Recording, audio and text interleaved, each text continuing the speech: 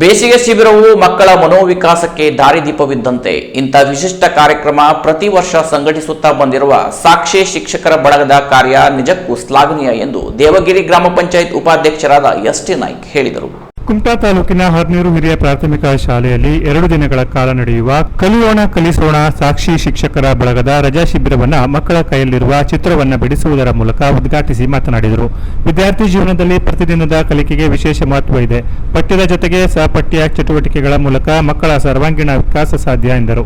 ಕ್ಷೇತ್ರ ಶಿಕ್ಷಣಾಧಿಕಾರಿ ಜಿ.ಎಸ್. ನಾಯ್ಕ್ ಮಾತನಾಡಿ, ವಿದ್ಯಾರ್ಥಿ ಜೀವನದಲ್ಲಿ ಆದರ್ಶ ಬದುಕಿನ ಕನಸುಗಳನ್ನು ಕಂಡು ಅದಕ್ಕೆ ಪೂರಕವಾಗಿ ಗುರು ಹಿರಿಯರನ್ನ ಗೌರವಿಸುವುದರ ಜೊತೆಗೆ ಮಹಾಪುರುಷರ ಬದುಕಿನ ಯಶೋಗಾಥೆ ತಿಳಿದುಕೊಳ್ಳಬೇಕಾದ ಅಗತ್ಯತೆ ಇದೆ ಎಂದರು. ಜಿಲ್ಲಾ ಸಾಹಿತ್ಯ ಪರಿಷತ್ತಿನ ಗೌರವ ಕಾರ್ಯದರ್ಶಿ ಪಿ.ಆರ್. ನಾಯ್ಕ್ ಮಾತನಾಡಿ, ಶಿಕ್ಷಕನಾದವನು ಮಕ್ಕಳ ಬದುಕಿಗೆ ಪೂರಕ ಚಟುವಟಿಕೆಗಳು ಹಮ್ಮಿಕೊಂಡಾಗಲೇ ಮಕ್ಕಳ ಸರ್ವಾಂಗೀಣ ಅಭಿವೃದ್ಧಿ ಸಾಧ್ಯ. ವಿದ್ಯಾರ್ಥಿಗಳಿಗೆ ತಮ್ಮ ಸುತ್ತಮುತ್ತಲಿನ ಪರಿಸರ ಜ್ಞಾನ ತೀರಾ ಅಗತ್ಯ ಎಂದರು. ಶಿಕ್ಷಕ ಸಂಘದ ಅಧ್ಯಕ್ಷರಾದ ರವೀಂದ್ರ ಭಟ್ ಸೂರಿ ಮಾತನಾಡಿ, ಮಕ್ಕಳಿಗೆ ಬದುಕುವ ಕಲೆ ಕಲಿಸಬೇಕು, ಜೊತೆಗೆ ಮಕ್ಕಳಲ್ಲಿ ಜೀವನ ಮೌಲ್ಯಗಳನ್ನು ಬಿತ್ತುವ ಕೆಲಸ ರಜಾ ಶಿಬಿರದಲ್ಲಿ ನಡೆಯಲಿ ಎಂದರು. ಗ್ರಾಮ ಪಂಚಾಯತ್ ಅಧ್ಯಕ್ಷೆ ವೀಣಾ ದುರ್ಗೇಕರ್ ಅಧ್ಯಕ್ಷತೆ ವಹಿಸಿ ಮಾತನಾಡಿ, ಕಾರ್ಯಕ್ರಮಕ್ಕೆ ಶುಭ ಕೋರಿದರು.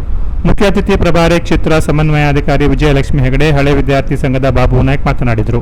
ವೇದಿಕೆಯಲ್ಲಿ ಮುಖ್ಯೋಧ್ಯಾಪಕ ಸುರೇಶ್ ಶೇಟ್, ಪ್ರಕಾಶ್ ಶೇಟ್, ಸಂಜೀವ್ ಉಪಸ್ಥಿತರಿದ್ದರು. ಪ್ರಾರಂಭದಲ್ಲಿ ಶಿಬಿರಾರ್ಥಿ ಧೃತಿ ನಾಯ್ಕ್ ಪ್ರಾರ್ಥನಾ ಗೀತೆ ಹಾಡಿದರು. ಸಮೂಹ ಸಂಪನ್ಮೂಲ ವ್ಯಕ್ತಿ ನಾಗರಾಜ್ ಪಟ್ಗಾರ್ ಸ್ವಾಗತಿಸಿದರು. ಶಿಕ್ಷಕಿ ಶೈಲಾ ಗುಣಗಿ ವಂದಿಸಿದರು. ಬಳಗದ ಸಂಚಾಲಕ ಜನಾರ್ದನ್ ಹರ್ನೂರು ಪ್ರಾಸ್ತಾವಿಕ ಮಾತನಾಡಿದರು. ಶಿಕ್ಷಕ ಶೋಭಾಯ್ ಹಾನ್ಬಾಗ್ ನಿರೂಪಿಸಿದರು. ಸಂಪನ್ಮೂಲ ವ್ಯಕ್ತಿಯಾಗಿ ಸಂಜೀವ್ ವಿಜಿ ನಾಯ್ಕ್, ಪಿ.ಆರ್. ನಾಯ್ಕ್, ವಿನಾಯಕ್ ಮುಕ್ರಿ, ಕೃಷ್ಣಾಂಬಿಗ, ಮಂಜುಳಾ ಒಳಗು, ಶಶಿಧರ್ ದೇವಾಡಿಗ ಮುಂತಾದವರು ಉಪಸ್ಥಿತರಿದ್ದರು. ನಂತರ ನಡೆದ ಶಿಬಿರದಲ್ಲಿ ಕತೆ ಕವನ ಕಟ್ಟುವ ಪ್ರಾತ್ಯಕ್ಷಿಕೆ ನಡೆಸಲಾಯಿತು. ಚಿತ್ರಕಲೆ, ಕ್ರಾಫ್ಟ್, ಹಾಡು, ನೃತ್ಯ, ಸುಂದರ ಬರವಣಿಗೆ, ಬಣ್ಣದ ಕಲ್ಪನೆ ಮುಂತಾದ ವಿಷಯಗಳ ಕುರಿತು ತರಬೇತಿ ನೀಡಲಾಯಿತು. Canara press news, Kumta.